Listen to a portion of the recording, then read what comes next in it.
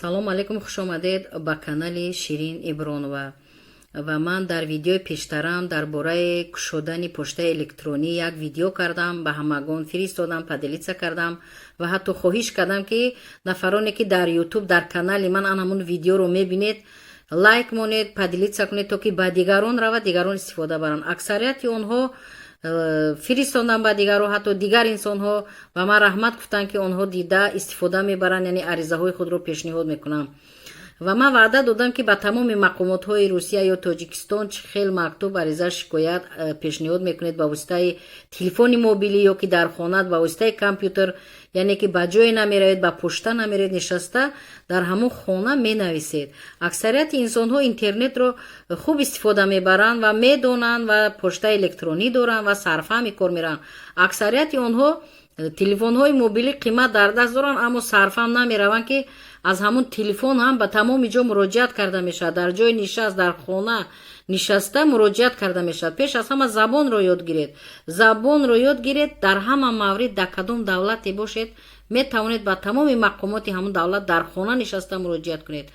айни ҳол бисёриҳо ба ман аз Руссия, ҳатто аз Тоҷикистон ба ман занг зада мепурсанд ки мо мехоҳем ки ба МВД Россия, яъне ки вазорати корҳои дохилии Русия ариза пешниҳод кунем, хай проблемаҳои шахси худошон қатӣ. Аммо ман ба онҳо гуфтаниам ки вақте ки дар ҳамон Яндекс метароед, дар Яндекс нависед ки официальный сайт МВД Российской Федерации ё ки официальный сайт Министерства внутренних дел Российской Федерации. Вақте ки ҳамонро менависед ва найтиро зер мекунед ва мебарояд ҳамон официальный сайти МВД Русия, яъне ки вазорати корҳои дохилии Русия. Ҳамин сайти ҳавай аст. мана диде дар ин сайт агар шумо дароед сарфам равед, тамоми навигариҳо, тамоми чизе ки аз ҳамон МВД вобаста аст шумо мехонед ва мефаҳмед. агар ба воқеаи нохуше дучор шавед, дар Федератсияи Русия бошед, метавонед ба телефони мобилӣ анами раками 102-ро чинед ва ҳамон ҷое ки территорияе ки шумо ҳастед, ҳамонҷа мақомотҳои ҳамон полис яъне ҳозир мешаванд. ба шумо ба саволҳои шумо ҷавоб медиҳам. вақте ки дар сайти ҳамин МВД Русия дар омадед, мана ҳамин МВД Русия бинед. МВД Россия наистаги дидед, анамиро зер мекунед. ана вақте зер кардед бинед чӣ қадар ҳама пурра навиштаги. мана бинед министр, структура министерства, руководство, общественный совет, история, ҳама инҳоро агар нафарони забони Русия доред мехонед. чизе ки ба шумо лозим бошад. мана бинед деятельность, служба, статистика, аналитика, мана ҳамаш бинед ки ҳама пурра ҳаминҷа, яъне ки навишта шудаанд барои нафароне ки кадом ҳамон гуҷош ки маъқул аст зер мекунад, кораша пеш мебарад. мана контактия бинед. мана деятельность для граждан, мана бинед приём обращений граждан, приём МВД России, график приёма, яъне ки рӯзҳои корӣ ҳамон кормандон, вазирҳо, ҷонишинҳо, ҳамааш мана бине, ҳамааш пурра навиштагӣ ба забони русӣ.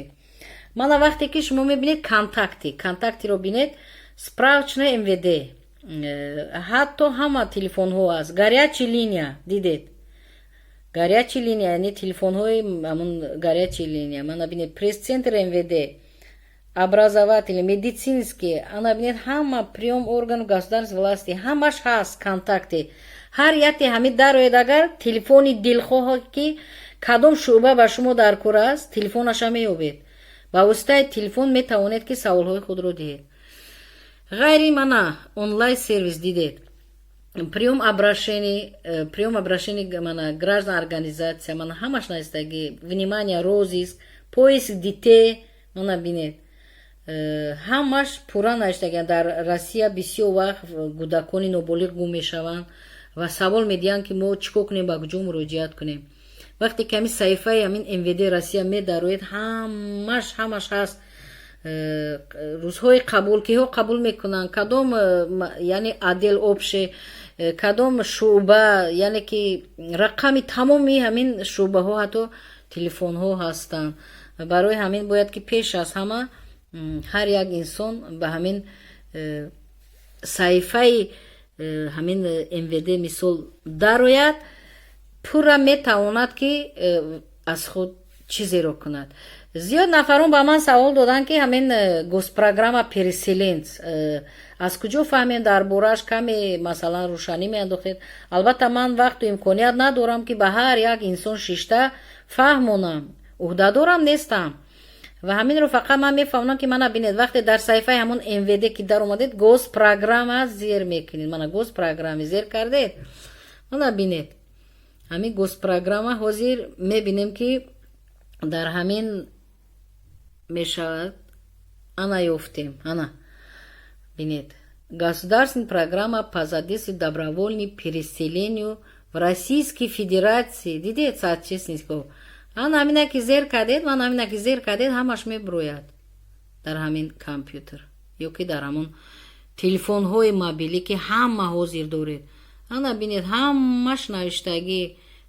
нафаре ки Руссия донед пура мехонед, дохил ин мешавед, бо рақамҳои телефон занг мезанед, мепурсед чӣ кор кардан лозим, чӣ хел омадан лозим, кадом ҳуҷҷатҳо лозим, ҳама яъне ки пура ҳаст.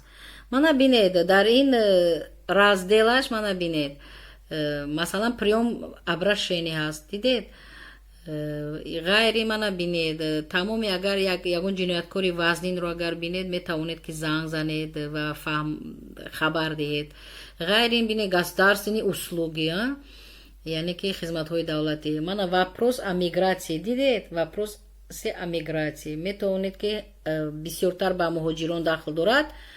ҳаминро зер мекунед, ҳама чӣ навиштагӣ, пура ҳама чӣ навиштагӣ ва метавонед ки аз ин истифода баред. масалан бинед ҳаминро зер мекунем.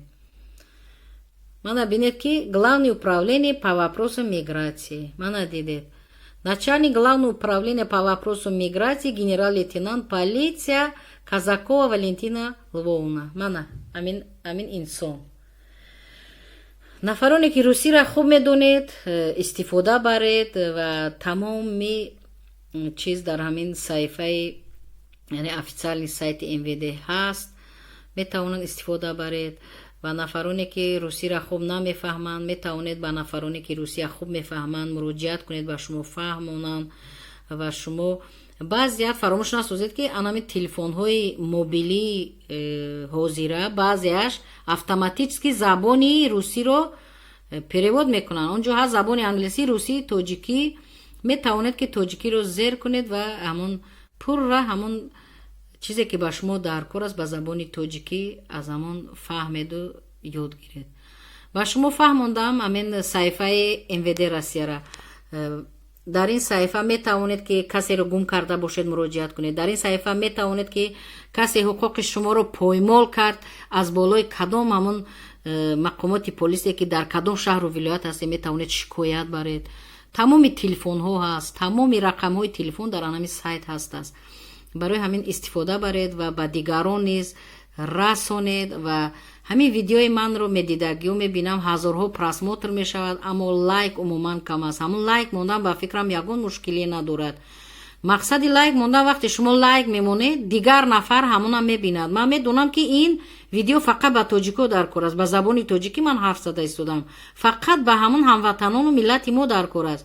барои ҳавай лайк монед ки то ки ҳамватанони мо баъзеаш умуман русиро намефаҳмад, баъзеаш каме ҳам фаҳмад, умуман амин аз ҳуқуқи худ бехабар аст, куҷо муроҷиат карданаша намедонад.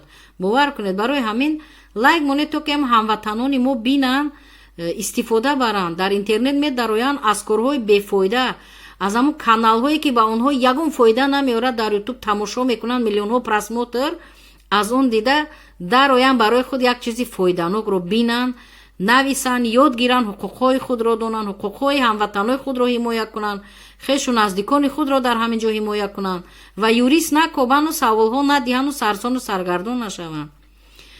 дар канали ман Ширин Ибронова обуна бошед. ҳамаи видеоҳои ман автоматически ба шумо меравад ва лайк монед то ки ҳамватанон истифода баранд ва умед дорам ки аз ин видеои ман бисёр чизро аз худ мекунед ва метавонед худатон шахсан ба тамоми ҳамин мақомотҳои полиси Русия ки дар куҷо зиндагонӣ доред метавонед дар кадом проблемае ки дучор ҳастед муроҷиат кунед. саломат бошед.